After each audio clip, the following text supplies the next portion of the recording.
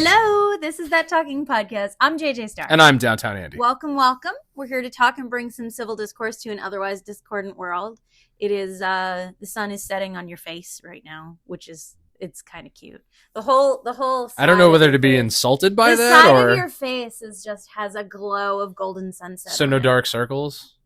No, I don't know what the internet is talking about. You don't have dark circles. Oh, no, that's just a bunch of little bitches being petty because I'm speaking truth and, Did you call someone ugly? No. Okay. I just, I'm like, why would they say that? Told them that their heroes were frauds and shams, and they felt the need to personally attack me because that's how they make their dicks bigger. Well, we are here to talk and bring. They're all bots anyway. They're not real. No, well, that's just it. Is anything negative on the internet? How are you? We usually start with, You know what? Yeah. I'm okay. I'm okay. Yeah. It's a lot. We got. Are you cramps? Are you tired? Are you? I am. My legs hurt. My legs are super tired. Yeah. I feel like we did a lot today. For day one of your vacation. What vacation? Like we did a lot. This is not a vacation. This is work of a different kind. We've got a whole that's just it. We've got a whole week of work.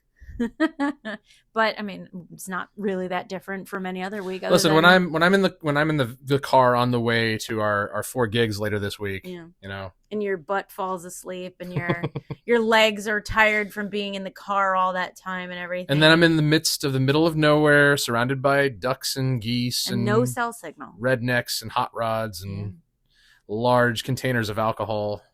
Yeah. Wait, no, we already did that. I don't know. You want to do the rules? Let's do the rules. Get the rules. Well, get the rules. Get the rules. We have 3 rules for the sake of civility here in podcast land, and that is no judgment, nothing personal, and don't be a dick. And that goes double for all you Instagram people out there. Yeah, I don't know what's with people are being real nasty lately. What did I say this morning? I said the internet's getting real cruel. Is that it? Yeah. And I mean, that's what it's used for. It's used that's for... not historically what it's used for. But lately, it's used for cruelty. Because I guess cruelty is clickbait now. It's a safe space for the keyboard social justice warriors. Well, it's a platform for everyone's bad, everyone's nasty opinions. It is the safest of spaces for the people that will badmouth me over a post. Yeah. But not have the balls to get in my face. And it's not a big deal. Like, it's really not, because like I'm a walking safe space for whatever fucking opinion you have. But like, I don't want the vibes. I don't want that bad energy. But it's like, what a fucking waste to be walking around just full of bad vibes. We've talked about this before. We've talked about, irrefutable proof. Yeah. And, I don't set out, and I've said this before, I don't set out to set anyone off or to get under anybody's skin. But when I know something to be 100% factually truthful and provide references and evidence and something that would give a reasonably prudent person, something we learned in school, reason to believe that facts are facts, and people are still challenged, it's like, well, then there's no hope for those fucking people because they're lost. Well, we were talking about something earlier, which makes me think there's already no hope for them, and that's this. No, for people or the internet or both. I'm gonna go with the people on the internet. Not everybody, but we were talking about it earlier, and we've talked about it a few times because you call them broccoli heads. And I know exactly. They used to be called gym rats. I know exactly what you're talking about because I have worked with a few of them. And I, first of all, was unaware that many younger people, many grown men. I want to say grown men because they're probably over the age of 18, over the age of 20. That's okay, even worse. And I was unaware that this many grown men had curly hair. We're breaking the rule because we're about to, be a dick to so many people. No, we're not going to be a with dick. Unfortunate hairstyles. We're not going to be a dick. It's just I don't. It's like when everyone the thing was putting steps in your eyebrow. I don't think anybody does that anymore. I just realized we're both not wearing pants. We don't have to wear pants. We're like newscasters.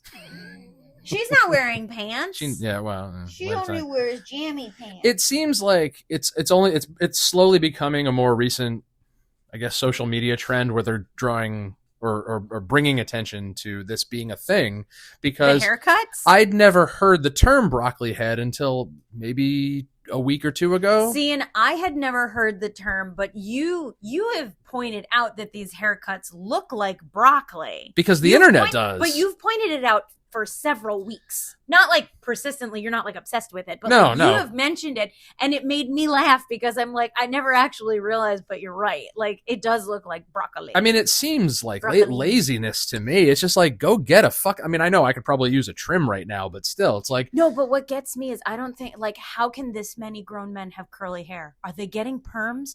Are they keeping well, I mean, what's like, up here, but they're perming it? because if I don't comb my hair, it'll just naturally. Well, no, my hair stands up, but Yeah. it's weird to see all these kids now, kids to us, Yeah. with the shaved sides and back, but it's just like a rat's nest. It's like what Wesley Willis was singing about. Now, don't get me wrong. We have lived through we've lived several decades. Get that crazy ass And mullet off your skull. We have lived several decades of ridiculous trends, particularly in style and fashion. We're still doing it. I know. I mean, hair is So just the it's tip of the it is iceberg. what it is. It is what it is. I can only hope that eventually these people will grow out of it. I mean, don't you I just cringe? haven't quite- Don't you I just haven't- cringe when people say I- facts, bro? I say facts. Or fire? Or fucking... No, because we said ridiculous shit also. We used slang. We didn't, like...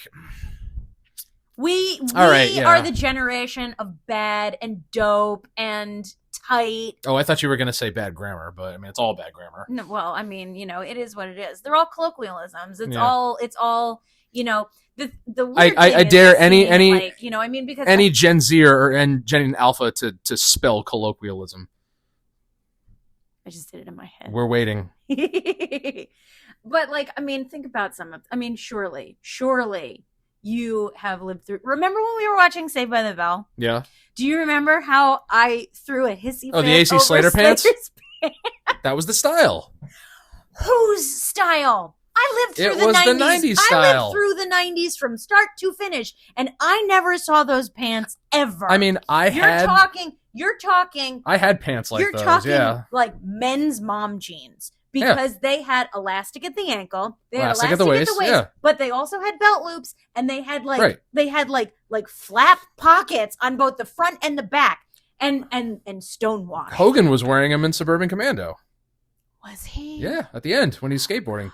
But like, I had never seen those pants, and I threw a hissy fit because I'm like, tell me this was not the style. I used to get made fun of for those. Mine were just blue. They just looked like regular denim. Yeah. You know? But I used to get made fun of because they're like, oh, you can't wear regular jeans. I'm like, the jeans I had worn up until that point were very stiff and very uncomfortable. dungarees. And, you know, if I did wear a belt, it would always like bite my stomach, which it still does to this day. I only started wearing a belt like in like high school, but it was literally an accessory. I was also, you know, getting my dick caught in the were zipper. as low as humanly possible at that point. Now my dick doesn't get caught in the zipper when I go to take a leak. Now my fucking balls get stuck in the zipper. It's really uncomfortable. What does that have to do with a belt?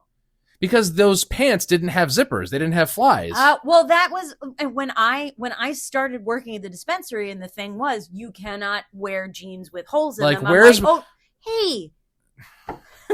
I apologize. When I started working at the dispensary, and the thing was, you couldn't wear jeans with holes in them, and I'm like, shit, all of my jeans have holes in them, so I need jeans that I it's can general wear. rule of thumb. It's fine, but I mean, I'm not in front of people, so it's like, who cares? But like, I'm like, okay, Same I thing need with to me in find tank jeans, tops. so I ended up buying a bunch of drawstring waist jeans with elastic waistes and stuff, and I still love them. I still love want a them. pair of those like rock like singer pants that just button all the way up, and they've got the flared legs. Button all the way. Yeah, it's up. like button up crotch, and then it goes slim down it's like skin tight down the leg till you get to the ankle, and then it flares out. What about like the lace crotch ones, or even 6 better, in one, half in the dozen. the in the other. lace crotch and ass? Have you seen those? No, I've seen these And I don't on think- both men and women. It's lace up the front, lace up the fly, but also lace up the butt. And I'm like, sorry, what? that's too much to It's maintain. too much, It's like right? I mean, you got to double knot that shit, otherwise, pranks ahoy. I can't even imagine. ugh. I had feathered hair for a large part of my young life. I can't really picture what that means right now. Have you ever seen anyone on The Facts of Life? That 80s fluffy bangs and stuff. Oh, that's what that is. Okay, yeah. I lived through that for a long time. I think some friends and relatives probably did too. Because when I was young, when I was petite, pequeño, right? I had bangs all just straight across. Oh. I was that girl. Boy, I don't miss that. Oh yeah, I had the bangs straight across, and then when I got into probably 5th grade. The girl who would cut all of our hair and everything, she was like, have you ever how about we try a feathered bang? And I'm like, I don't know what that means. So now we're into the mid 90s and I'm like, I don't know what that means. Why not? And you're talking, I mean, I was an unfortunate looking child at this point. I was an adorable child and a very unfortunate preteen and early teenager. I had thick glasses. I had severe acne. I had braces. I was boxy and stuff. And there are some stories my brothers could tell you, though. Real horrific But we're not competing here. So now you throw feathered bangs onto it. And I'm just like, I think about that period of my life. And I'm really glad that there are probably not a lot of photos floating around. My parents and my sister probably have some, but I appreciate the fact that so far. I mean, does anybody really have their remained off the internet. Finger on the pulse of fashion at that point in their lives? We were kids. We didn't know anything. We were just following what we saw on TV or what our friends were doing. And it's just everyone on TV was dressed like they were 40. Yeah. Teenagers in the 90s on 90s TV shows. Button-ups, literally. Braided belts. Yeah, braided belts, tucked in everything. Tucked in everything. I used to go in elementary school. I used to tuck in my T-shirts because that was you're supposed to tuck in. It's the appropriate way to wear it. Blazers. Yeah. Oh, the blazers. Blazers with shoulder pads, loafers. I still want a crushed velvet blazer. I want to get you a crushed velvet blazer. I still want one. I put one on. I want you to wear, because you have that one velvet blazer that I think is so hot, and there's no way with these big beefy arms that you're ever going to be able to fit it. I outgrew it a long time ago. Well, maybe I could wear it now. It'd be like a long coat on you, though. Hot. Yeah. Hot. Like my ringmaster coat that I have with all the... It's longer than a regular coat jacket, so it's longer on me. Yeah. Try it on after this. With a bra underneath it. Oh, right? Yeah? That's hot. Ooh, winter is coming. What are we talking about? We were talking about trends. And how silly some of them are. I can't even think of some of the other style trends these days. Because my fashion sense peaked in 97. I've heard you say that so many times. It's true. Well, I mean, there's nothing wrong with that. It's so true. I'll tell you this. I don't have a problem with it. I think I'm adorable. So I just wore whatever up until 6th grade. Yeah. And, I had wrestling shirts and the elastic jeans and stuff like that. And just whatever. And of course, anytime we went to go visit my brothers at school, my mom would always have to load up on the university t-shirts and sweatshirts without the hoods. And I'm just like, why am I wearing this to school? None of my friends know about Northwestern or care about Northwestern University or Fairfield University. But my teachers are always like, oh, he's so handsome. And then in 6th grade, I don't know what wild hair I got up my ass, but I was like, I need to start wearing what everybody else is. Yeah. And so I bought a bunch of generic NFL not specific jerseys, but they were just they were jerseys, but with nobody's name or number on them. Yeah, they were just jersey shirts. Yeah, they had them at Bob's, and it was just team jerseys, but with so they weren't ridiculously expensive or anything. Because I don't think my parents would have bought them. Okay. I remember that being a big Christmas list item in my house when we were preteens. Were the starter jackets and the basketball jerseys and stuff. I don't think my sister or either of us. I don't think either one of us actually gave a single shit about basketball, but boy, howdy, did we have basketball gear. And then, I decided to give blue jeans, regular blue jeans, a try again. Hot. And so this was my wardrobe for most of 6th grade. But I mean, I've realized very early on it didn't make a damn bit of difference. I had some stuff from Abercrombie too. And I'm just like, ooh, fancy. Yeah, I know. And then when 7th grade rolled around, I'm like, I don't like any of this. Yeah. I want to go back to what's comfortable. And so I started discovering that, band shirts was a thing. It's I can get, band shirts. And I discovered very baggy cargo pants. and skate clothes. That's when I started finding Yep. looking into CCS magazine Mm-hmm. catalog. And at that's when I really, 7th grade was when I stopped giving a shit what everyone's like impression of my appearance was. And that's where the whole like disconnect between my parents and I were just like, when you leave this house, you're representing us. So if you go out with holes in your jeans, they're going to think we're poor. I'm like, I really don't give a shit. Like, I like my clothes because they're comfortable. Yeah. And it's like I don't want you to buy me new jeans. I like the ones I have. I say how like my fashion sense peaked when in like 97, right? And I picked 97 because that was the year when a friend of mine, because 97 in 97 to 98 was when I was in 8th grade. And this was the point at which I had only had wide leg jeans. I was all about the wide leg jeans and the extra large t-shirts. And that was it. So now a friend of mine took me, we were at the mall because that's what we did. And we went to Jean Country. Do you remember Jean Country? No. Did you not have Jean Country? I don't think so. Oh man, that was like my favorite fucking store. Jean Country and Delia's is where I lived. We had Delia's, but we had Abercrombie and Fitch. We had American Eagle. We had Aeropostale. Yeah. Oh yeah, we had Aeropostale. Yeah. No Forever 21 and no Hollister until like way later. Yeah. And my friend was like, "Let's get you a pair of bell bottoms." Because this is when they were coming back. Was in the late 90s? In the late 90s. We're talking bell bottoms. We're talking parachute pants. No, bell bottoms. Bell bottoms. Okay. Flare leg jeans. Yeah. This is when it started being the thing. And and I was like, I don't want them. I'm like, they're gonna make my ass look big. They're gonna be tight and everything. I'm like, I wear low rise, wide leg jeans. Like I was wearing jeans that were like, 4 sizes too big for me, and then belting it, and it was all, scrunched up and everything like that at the fly. And I wore extra large t-shirts, so you didn't see it anyway. And she took me into the store and she convinced me to buy a pair of bell-bottom jeans. And they were the only pair of girls' jeans that I owned for like probably like 2 years.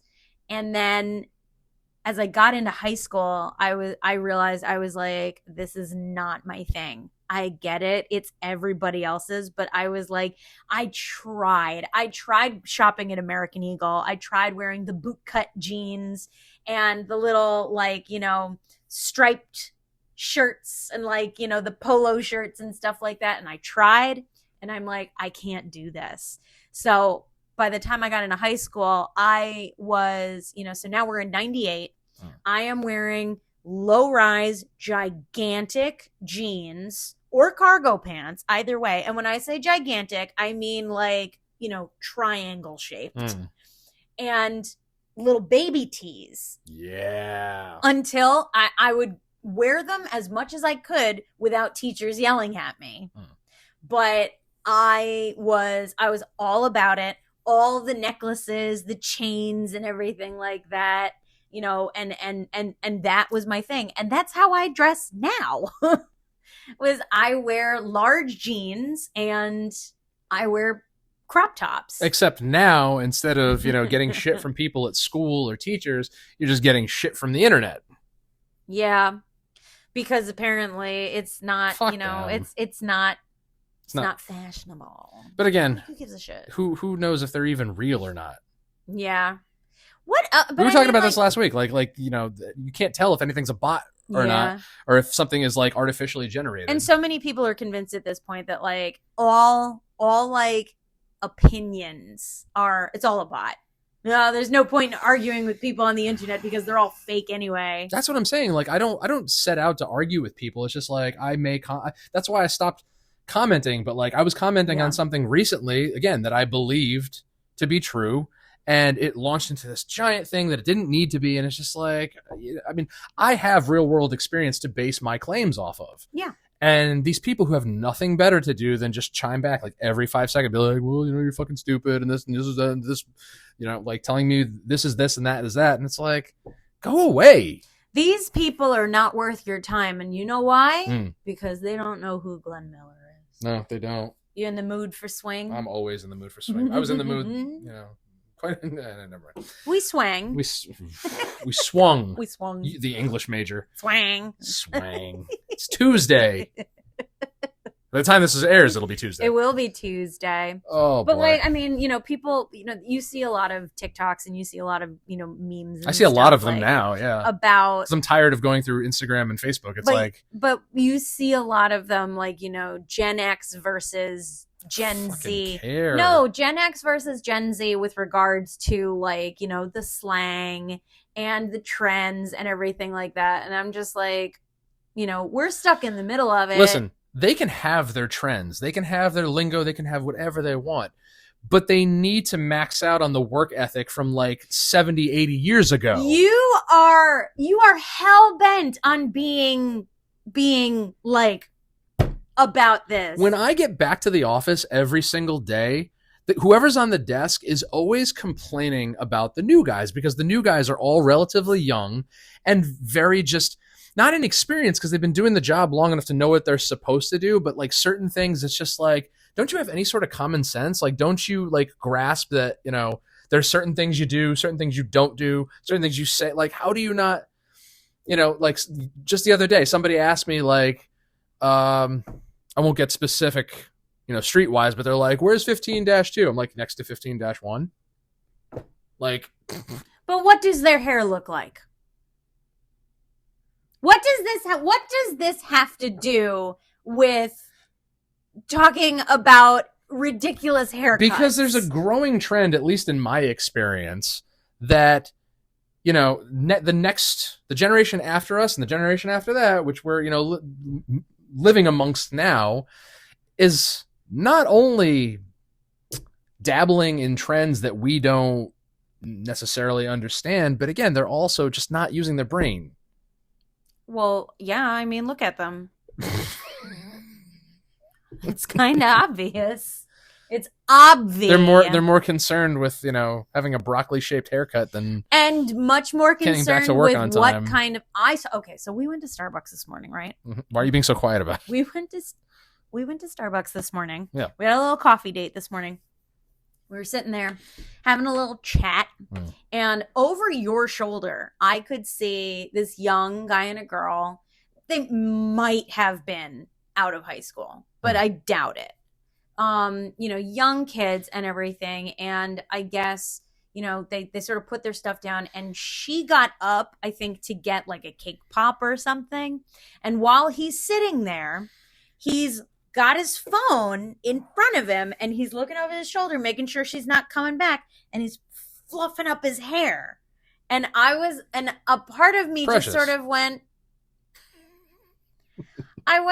oh, and I don't know what it is, but my brain also went, my brain made that face. It just went, because he's fluffing up his hair, but he's looking down at his phone while he's doing it. So he can see his reflection. But his hair is falling back down because he's looking down at his phone. And he's not grasping the idea of gravity. Yeah. But his hair was grasping it.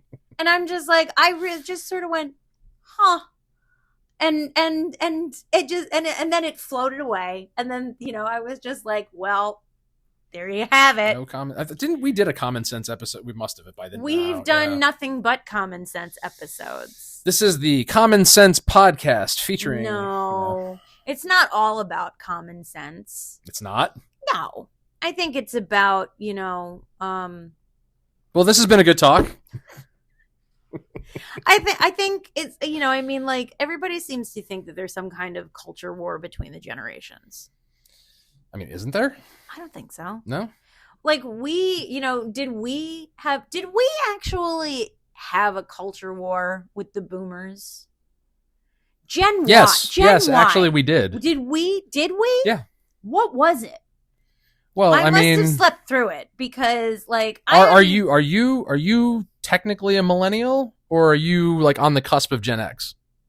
No, I'm Gen Y. Okay. I'm firmly in Gen Y. I'm so glad you say Gen Y. I don't like being referred to as a millennial. Because it's got a negative connotation. Well, I mean, it also doesn't It make screams any, immaturity. but it also doesn't make any sense. I'm not You weren't I'm born not, that close. Yeah.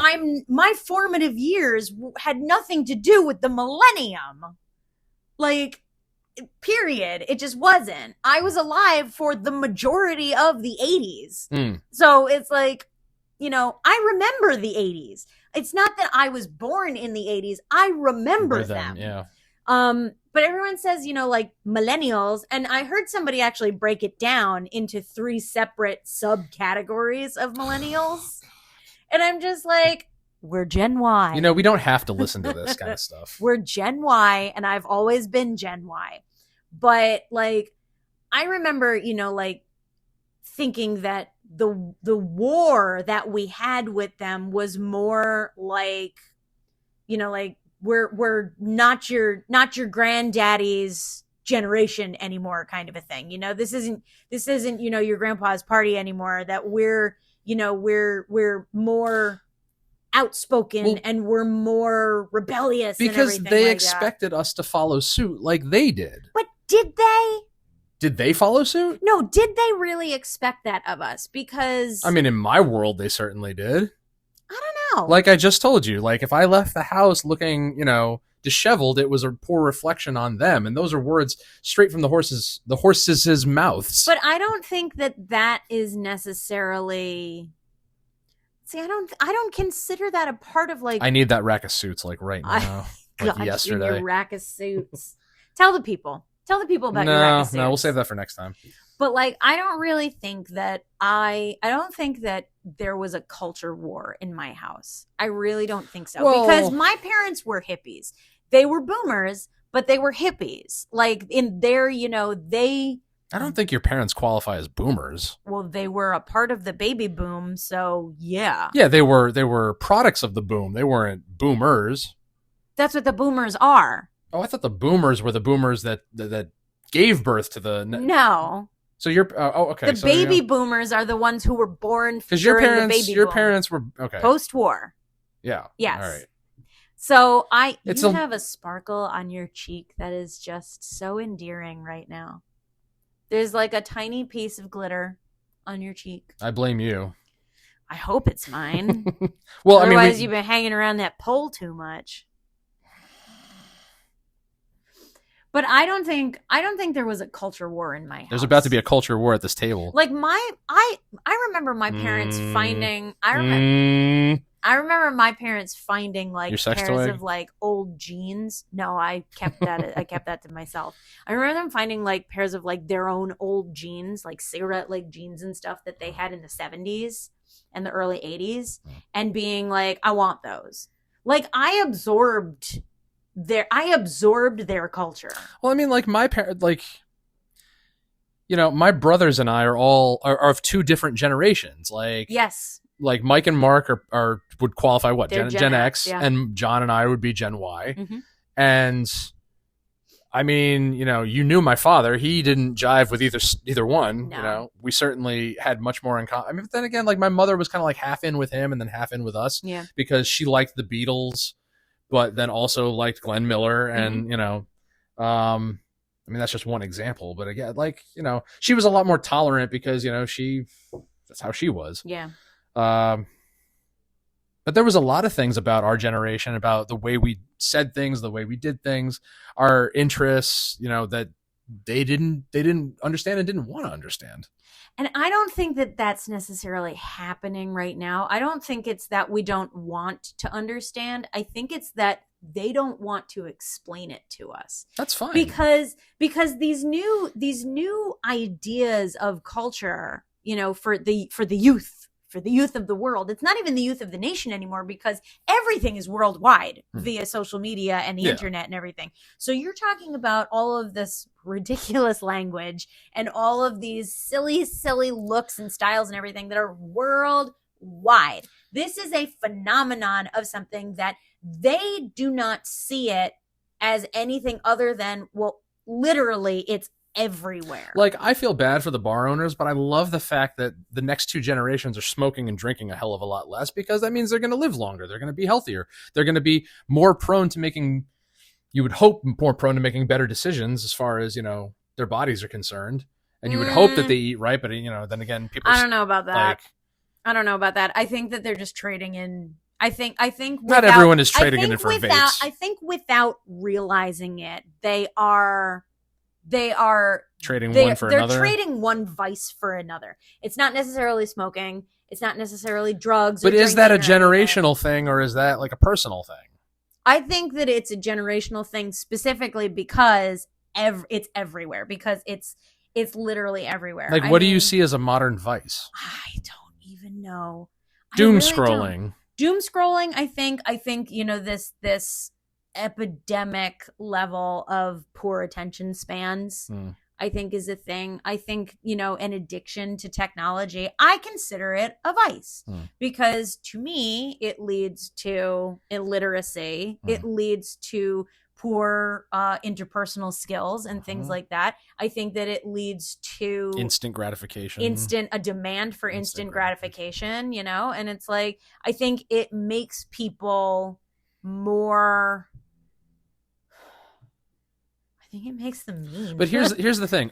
People like us who sit here on our platform and hem and haw about it, like, that's not going to solve anything. You're not going to get a Gen Z or a Gen Alpha to listen to this podcast and be like, you know what? They have a point there. Maybe I should, cut my hair and not be on my phone so much. Like, here's the real, if future generations are to make responsible decisions with their lives going forward for their benefit, for their health, for their, their intelligence, their mental well-being, the real question should be, what is the key to getting them there? Because again, like, I can tell I'm off all this week. Yeah. And I can tell my coworkers, what they're supposed to do while I'm gone, but that doesn't mean it's going to resonate with them. That doesn't mean they're going to retain it. They'll probably be calling me 10 seconds later and be like, wait, what did you say? Oh, wait, I forgot this. Like, what? Huh? Because the short attention span of most people has led to just the yesing to death. Like, and then, oh wait, what did you say 5 seconds ago?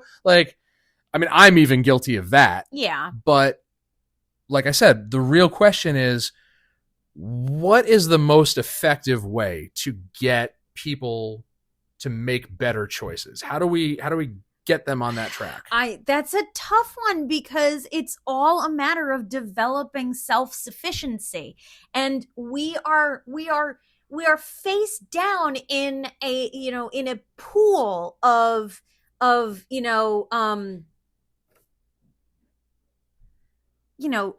blue toilet water, helicopter parenting, and all of this bullshit. Helicopter parenting. Yeah, where parents never heard that before. They're all attachment parents and everything. It's like, oh, the best friend parents? No, not even the best friend parents. The parents that won't let the kids fail. Yeah. You're guilty of it too. I mean, like, I really wanted to go pick him up today, but I'm just like, he's going to be 16. Like, he's got to fend for himself at some point. But like, also, he should be all right. Because if it's an emergency, he'll be like, come get me. An emergency is an emergency. But think about when the boy is here, okay? The little one. Yeah. And he wants to play a video game. And he's failing miserably. And what do you do? Well, what do you do? What do you do? I coach him through it. You coach him through it very aggressively sometimes because you can't stand to see him doing something badly. And I'm just like, let the kid fucking fail. No, the reason I'm so quick to run to his aid is because I've seen this before. And it's that if he sees himself not doing well, he won't, not persist is the wrong word. He'll give up too quickly, and then he'll say, "Well, like I'm not doing well at this," so he'll just give up, and that hurts me to watch because it's just like, I never gave up that easily. Like, I kept going until got better, and it wasn't just video games; it was everything. Like what I'm seeing in the kids in particular, not even just the kids, but like younger, like because I used to work in school, so so did I. Is that when the kids have even an inkling that they're not doing well at something, they're very quick to just give it, like, well, if I suck at this now, I'm never going to get it, so fuck it. And it's just like, well, no, you have to work at things to get better at them. It's like the people who are afraid of rejection so much that they don't even want to try and maintain a relationship. But what does it do for a child when you just give them the answers? Well, you don't necessarily always have to give them the answers, but you should at least show them a way towards show them that there is a pathway towards success. Like I said, I could tell my coworkers till I'm blue in the face, the right way to do things, but again, if they don't there has to be a way of conveying it. You have to find a way for them to relate to it. Because if they can't relate to it, it's not going to matter to them. But if it doesn't matter to them, then why make it matter to them? Like if a kid is doing badly at something, right? Let's say he wants to learn how to do something and he's not learning it. He's not picking it up. Impatience sets in and he's not doing it well. So he says, fuck it. I'm not going to do this anymore. Well, then why force him to get better at it? You don't. That's where you create generational distance, between parents and children. I remember when I was teaching Oliver how to play guitar for the first couple of times, there was things he wasn't getting, but I'm like, listen, the truth is if you really want to get good, you got to do it on your own. You have to make it matter to you because that's how I did it. I could teach you things all day long, but if it's not important to you, look at what a great drummer he is now. I didn't teach him any of that. He did that on his own. Yeah. But he wanted it. That's the key. That's the key for anybody to get good at anything. They have to want it. Yes, but that's why I'm very, I'm not going to say I'm hands off necessarily, but that's why I'm like, it's sink or swim. But it's a video, but at least with Henry, it's a video game. It's a video game. And to be perfectly honest is that if he is not doing well and he says, I don't want to play this because I don't do well at it, it's but how often do you see me forcing him to keep up with it? If he doesn't want to play it, I don't force him to keep up with it. The worst thing, now, okay. You want to talk about... Come on, don't spend this whole thing shitting on me. You want to talk about a generational culture war, okay? That kid can rewind a video game. He can rewind a video game and not die. Yeah, but he also doesn't remember every time how to rewind it. So, and I'm not going to remind him. That's a fucking cheat. That is a goddamn cheat. We had Game Shark and Game Genie back in the day. Yes, we did. What the fuck is Game Shark? Game Shark and Game Genie were these cartridges that went in the system, and you put the actual cartridge on top of the Game Genie cartridge, and it had there was... Did it stop you from dying? No, it provided you with cheat codes. See, I don't believe in cheat codes. I didn't then, and I don't now. The closest thing to a cheat code that I ever used while playing video games as a child was getting the warp whistle in Mario 3. See, I didn't have either one of those, but I had friends that did. Yeah. And as an adult, I don't see anything wrong with cheat codes in video games because I want to get to the end of these things. I want to see, Yeah, you don't want to win the game. You just want to get to the end of it. Because in order to win it, you do have to play. Well, no, I mean, there are games that I've beaten. How many times have I beaten fucking Pokemon in my life? But, it's just sometimes I want to see, the end to Street Fighter and Mortal Kombat and Super Mario 3 and Super Mario World. What does the end of Street Fighter look like? It's different for every character. Everybody's got their own ending. That's nice. This is a good talk. And on that note... Come on, we're not done. No, we're not done. Well, this is talking about generational differences is a far cry from talking about odd trends. Well, I mean, I think that's where it starts. I mean, we believe that their trends are weird. Yeah, but I'll tell you, we are far more accepting of the generational differences than say my parents were. Yes. Because again, yes, we are. Couldn't leave the house with, even though I did, couldn't leave the house with ripped jeans or, God forbid I even get a tattoo, like my first tattoo, or, I was raised in a very strict household, you know? I had so many friends that were allowed to be on their own at 12, 13. I wasn't allowed to be on my own till 15, 16. Amanda and I were essentially latchkey kids because both of our parents worked. Yeah. And when we were deemed responsible enough to not burn the house down, we were left to our own devices. Except my parents, who originally come from the city, grew up with that mentality of you got to lock your doors and you got to lock your cars and you got to, I remember having a friend in high school who did not lock her front door. Yeah, and I was in high school and I'm just this is weird. It was that experience of what happened to other people they knew who may not have done those things that led to that paranoia that stayed with them well into moving into suburbia. Mm-hmm. So and I would tell Dad, I'm like, Dad, this is suburban Connecticut. You don't need to carry 3 guns every time you go out of the house. Like, he never carried 3 guns. He carried 2. Two and some spare mags. Yeah. But like, that's just it, is that, like, I don't think that it necessarily... There's a generational difference between him and I. I'm like, Dad, one is fine. Like, yeah, right. 2, are you anticipating? Well, you never know. You never know.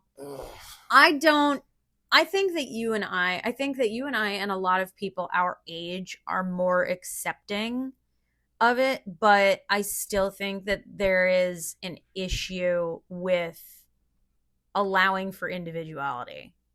I think that self-sufficiency is a problem for younger generations. And I don't know why we took it upon ourselves as the new parental generation. I don't know why we took it upon ourselves to, have to manage our kids' lives. I mean, listen, we're sitting here joking about the broccoli heads, but at the end of the day, I think we are doing the next generation a great disservice if we are not equipping them with the ability to build their own confidence. Because I was not given those tools. I was told, sit down, shut up, do as you're told. Not just by my parents, but by teachers and by administrators and by everybody. It's just like, if you're going to act out, we're going to stomp you down. Like, you will not act out as long as we're around. And it's just like, but act out meaning like, do what I want, say what I want, be who I genuinely, am. Which isn't it shitty that that's considered acting out? It killed my self-confidence. Yeah. I had to, that's where, what people have described as me being an asshole comes from, because now as an adult, I can do and say what I want when I want. That's the joy of being an adult. The greatest gift my father ever gave me was, at a really pivotal moment in my life, he was like, you do no matter what you do what you think is best, no matter what anybody says. But I think that it's unfortunate that this new generation is under the impression that confidence stems from fitting in. And fitting in means following all of these ridiculous ideas and trends and everything like that, and having the latest technology and doing this and doing that and everything. It's like no one's an individual anymore. Everyone's just one person. Always resorted to fear as a motivator. Yeah. And because of that, I said, I'm never going to use that on my kids. I did enough of that with Oliver when he was younger, and look at where that got us. Yeah. And I've never done it with Henry, but it's just because you don't need to. It's just like, why allow for them to live in constant fear of, what could be? It's the idea of prison, is what it really boils down to, is this whole idea of, if you fear, if you fear the unknown, the consequences enough, if you fear the consequences enough, it'll keep you in line. Period. And that's an outdated tactic. It's the same idea in prison. And now people don't give a shit about going to prison. No. Because they're just like we were talking about earlier, because now we see all these videos of people on social media who, when they get pulled over, the first thing they do is, I don't have to give you my license. Yeah. I don't have to give you my insurance. I don't have to. What are you pulling me over for? What crime have I committed? It's like, why do you have to be argumentative? It's like, one of the few times I've ever been pulled over by a cop was I was speeding, and I know that, but I was, I was passing on the left going downhill, and the cop caught me. And I was like, I was speeding to get around another car and everything. So it was bad timing, or good timing, if that's what he was trying to do. But literally pulled me over and asked me, is like, do you know why I pulled you over? And I'm like, I'm sorry, I really don't. And he was like, I got you going 78 and a 55. And I was just sort of like, I'm sorry. I'm like, I don't know what to do. I can't deny it. Like, I'm like, I know. I've been pulled over a bunch of times for a bunch of reasons. I've received dozens of tickets in my life, but every single time, whether I got a ticket or not, no matter who the cop was, no matter where it was, okay, I always hand over the license, hand over the registration, hand over the insurance. And to me, that's not, submitting to, it's not, and to a tyrannical, authority figure. That's common courtesy. Well, the person is doing their job. Yeah. They don't deserve to be, harassed, like they don't deserve to have to deal with belligerence any more than I should have to from that. Like, because no, with the exception of one instance, which is irrelevant to this conversation, no cop has ever treated me disrespectfully. Yeah. It's always been like, slow down, have a good night, have you been drinking anything? No, on your way. Because if you don't act like a dick, if you follow our rules, you're going to be on your way, and so are they. You both get to go home to your families. But it's also, what gets me about this specifically, about this whole thing, with, now the new thing is filming every traffic stop, right? God. Filming every traffic stop and getting your 15 minutes for being an asshole to a cop. Because it's going to get clicks. This is what I really want to want to shake these people for one specific reason. One specific reason. What is that? You do not have to argue with the cop at a traffic stop. The ticket that you receive says, "Would you like to plead innocent?" See, they don't even want to get to that. You literally just say, "Yes, please." And then you can go to court and you can be as much of an asshole as you want. Yeah, to the prosecutor who'll just be like, I don't need this right now. Get the fuck out of here. Like, I've had tickets thrown out. Like, oh, God forbid I should have to take a day off of work to go do that. It's so stupid. I'm like, please. But it's all for social media. Yeah. It's all for social media because it's what people do now. And every fucking troll is going to see this and be like, what fucking moron gives his ID? Like, he doesn't know the law. He doesn't know blah, blah, blah. It's like, no, I want to go home. Yeah. And I know the cop wants to go home. The cop didn't want to have to pull me over. I was doing something I shouldn't have been. And every single person in one of these videos was probably doing something they shouldn't have been. I've had people argue with me in the comments who are just like, how do you know they were doing something they should have? Well, then why would the cop pull? Because they're tyrants who have weapons and superiority complexes. Well, I've told you that my ex... Like, you have an inferiority complex because you're too stupid to know how law works. My ex was absolutely convinced that he was going to be pulled over for having his prescriptions on him. And I'm like, I don't think you understand how cops work. They don't actually have the ability to... tune into your brainwaves and be like, this guy's got pills on him. Yes, they do. Yes, they do. They have drugs for that. I was completely unaware that they could see through. And I'm like, they have drug detecting drugs that they can take. That's why their eyes are all beady. I just wanted to fucking shake him every single time. I'm like, every time I picked up, I have a headache, do you have something? He's like, I can't take this out. We're in public. And I'm like, what? I'm like, what do you think is going to happen? Just wait for somebody to be like, oh, the only reason you guys haven't had any shit is because you got white privilege. It's like, go fuck yourself. White passing, thank you. How are your jeans? I got good jeans. Yeah. I got baggy jeans. Like GENES or I saw a meme that said good jeans, and it was a picture of Gene Wilder and Gene Hackman in denim shirts in like a prom pose, and I'm like, that's good jeans. That's good jeans. Like talk about a trend. Now you have people that fucking complain about like this, like why is it more of a trend now to read so far into these things that 10, 15, 20, like we wouldn't have wouldn't have even crossed our radar? I don't know.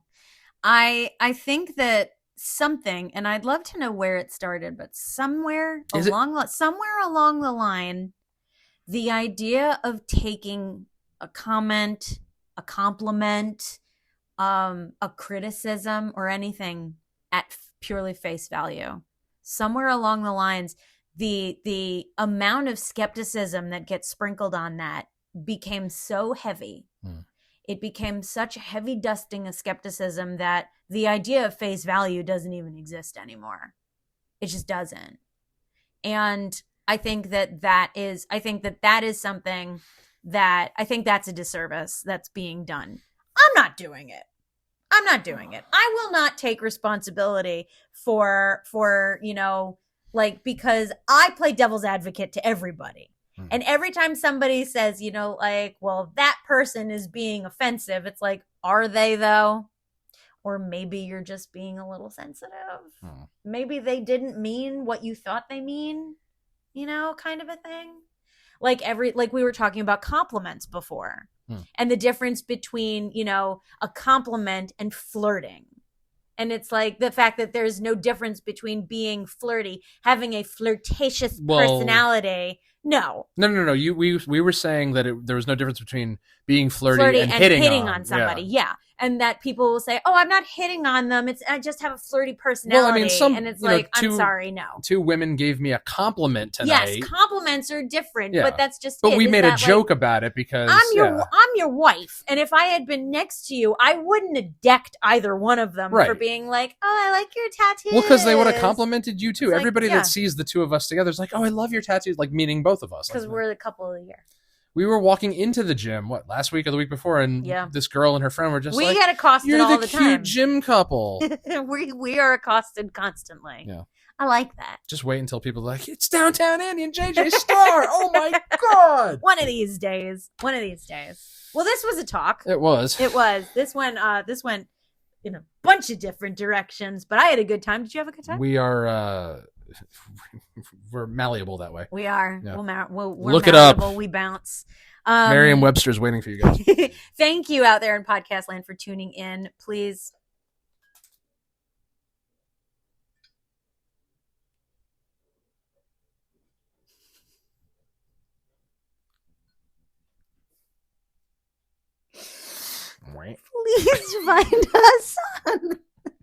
Please find us on social media. Find us. Now, the worst part is you're not going to be able to get that back on. It's going to fall. Boom. Roasted. Find us on social media. For those on audio only. We're on Instagram. Go watch the YouTube. Yeah, for anyone who didn't get to see that, you're really going to want to. It's about 50 minutes in. DT Andy and JJ Star on Instagram. Send us an email at dtandyandjjstar@gmail.com. 2 R's. Let us know. Yes, 2 R's. Let us know your questions. Your questions, comments, concerns for our well-being, whether or not my husband is in one piece. And ideas for future conversations and whether or not you'd like to be a part of it. And you can find tax collectors and harlots not only on Instagram, but you can find them at the Rat's Nest Run-In this weekend in East Durham, New York at the Blackthorn Resort. Oh boy. I know your schedule. You want me to just say it? No, because it changed. It changed? It changed, Oh, shit. All right, well. And with the way this is written, I'm a little confused because the way it was copied and pasted makes it look very straight. I think we are on Thursday. We're on at 3:30, I want to say. Yeah. Wait, no. No, we are on at 5 on Thursday. Oh, okay. And then Friday we are on at 3:30. Okay. And then Saturday we are on at 1. And Sunday we are on at 12. Well, all right. I gotta confirm. Just show up. We'll be there. Show up. They'll be there. Okay. Yeah. They're playing at least once every single day. Go find them. Find them on Instagram, Tax Collectors and Harlots. Find Love Hard Art on Instagram and Coat of Arms Tattoo. We will be. Real quick, while I have you, let's see. There's going to be the bands. There's going to be a cruise through town. There's going to be burnouts, burlesque pinup contest, and fireworks. There's going to be fireworks, huh? And social distraction. Everybody thought it was social distortion, but it's social distraction. Clever. Yeah.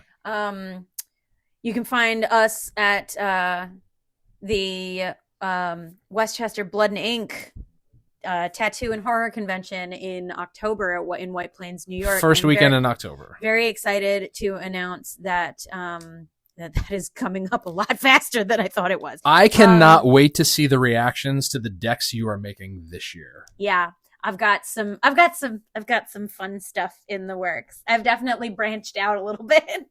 I think I've branched out quite a bit. I love these decks that she made for this one. And I think you will too. I'm super stoked for everyone to see. So, come by, come through, have a good time. That's October 3rd, 4th, and 5th of this year. Tickets are on sale, so please check that out. You can find it on Instagram at Westchester Tattoo Con. Is the celebrity list up yet? No. Really? Nothing. What are they waiting for? I don't know. I'm telling you, I don't know what's going on. I need a selfie with Jason Marsden because I want to with it. Well, we don't know that Jason Marsden is going to be back this year because they did a whole Hocus Pocus reunion. What else has he got going on? I don't know. What else? Because next to him, I'm Peter Steele. I am. Anyway, I think that's all we've got right now, and that's that. Thanks for stopping by, and from the three of us at That Talking Podcast, I'm JJ Starr, and I'm Downtown Andy. and we'll talk to you later.